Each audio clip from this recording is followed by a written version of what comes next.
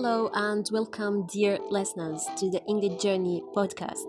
I am presenter Bisan, and I am delighted to take you today on an exciting audio journey to the coldest and most beautiful parts of the Earth, to our planet's frozen poles.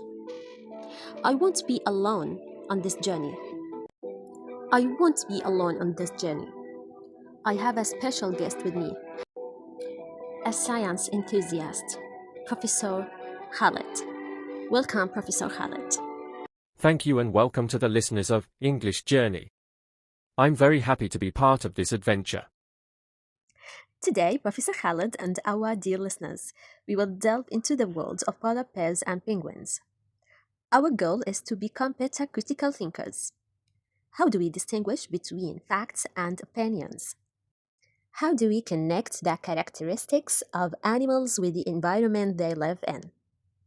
And how do we compare two different creatures? Are you ready, Professor Khaled, to begin our journey? Absolutely ready. Great. Let's start with the first part of our text. Listen carefully, Professor Khaled and our listeners. Focus on the general descriptions of the poles. Module 4, Unit 5, page 42, Exercise 3. Polar bears and penguins. Not many people have the chance to visit the North and South Poles. However, if you had the opportunity to visit the poles, they would appear similar. Both are places of extreme cold. If you went there in winter, you would probably experience severe snowstorms. However, both are also places of spectacular beauty, with their frozen landscapes of snow, ice, and icebergs.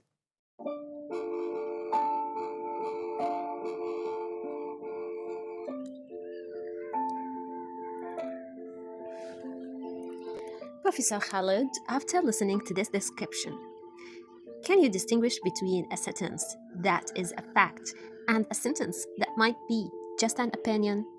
Give us an example of each. Certainly.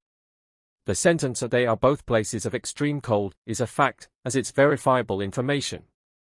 As for they are both places of spectacular beauty, this is a personal opinion, because the appreciation of beauty varies from person to person. Thank you, Professor. This is the essence of distinguishing between fact and opinion. It's very important to learn this skill in everything we read or hear. Now, let's move on to our first creature in these frozen environments, the polar bear.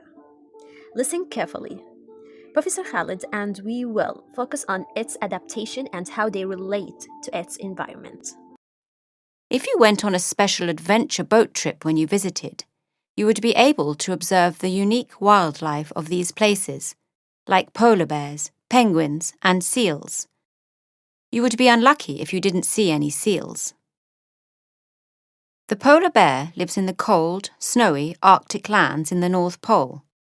It has a thick layer of fat underneath its skin, and this helps to keep it warm. It also has a thick layer of fur all over its body, including the soles of its feet, which allows it to swim in the coldest seas without feeling the cold. Beneath the fur, the skin is black, so it absorbs heat. Polar bears are excellent swimmers. Their nostrils can close so they can swim underwater and between the ice floes to look for seals, their favorite food. Oh, what an amazing creature! Professor Khaled, what are the most prominent adaptations mentioned for the polar bear in this section? And how do these characteristics relate to its environment? In other words, what is the cause and effect of each adaptation? The text clearly explains the relationship. For example, thick layer of blubber and thick layer of fur are the causes, and their result is helps them to keep warm.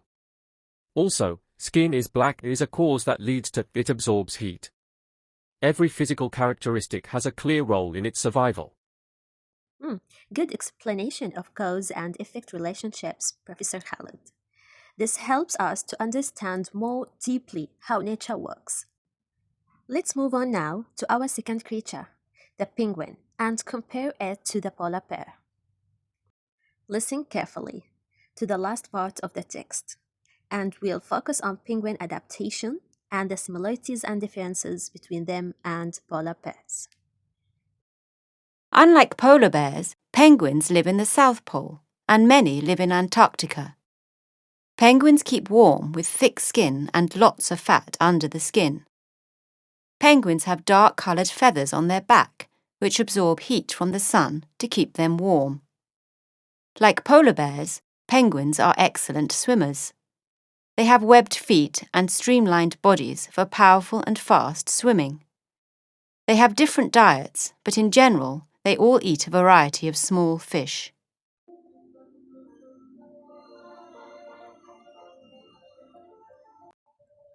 Very rich information. Professor Khaled, what are the main similarities and differences between the polar bear and the penguin that you inferred from this section? The similarities are that both have layers of blubber to keep warm, and both are excellent swimmers. The differences are their living locations, North Pole versus South Pole, their different swimming methods, and that penguins have dark feathers while polar bears have fur and black skin. Wonderful analysis and successful comparison, Professor Khaled. Thank you. These are three skills we practiced today: distinguishing facts from opinions, connecting causes and effects, and identifying similarities and differences are the basis for a deep understanding of any text. Thank you very much, Professor Khaled, for this insightful and enjoyable conversation. You have demonstrated excellent analytical skills. And thank you, dear listeners, for following us on the English Journey podcast. Stay tuned for our next episode, where we will delve deeper into evaluating text and identifying the main idea. Until next time. Thank you very much. It was an enjoyable knowledge journey. Goodbye, our listeners.